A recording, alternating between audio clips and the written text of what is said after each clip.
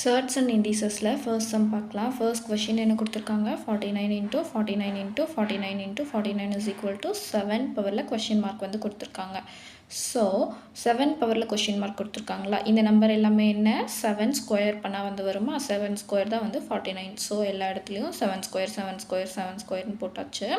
நம்மளுக்கு ஆல்ரெடி ஒரு ஃபார்முலா தெரியும், a power m into a power n அப்படின்னா a power m plus n. கீழே ரெண்டு நம்பர் ஒரே மாதிரி மல்டிப்ளிகேஷனில் இருந்துச்சுன்னா மேலே இருக்கிற நம்பர்ஸை வந்து ஆட் பண்ணணும். ஓகேங்களா, அதுதான் வந்து பேசிக்கு. ஸோ கீழே இருக்கிற எல்லா நம்பருமே மல்டிப்ளிகேஷனில் ஒரே மாதிரி இருக்குது, மேலே இருக்கிற நம்பர்ஸ் ஆட் பண்ணலாங்களா.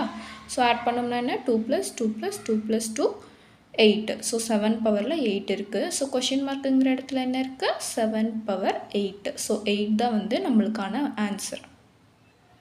ஓகே, அவ்வளோதான் இந்த சம்.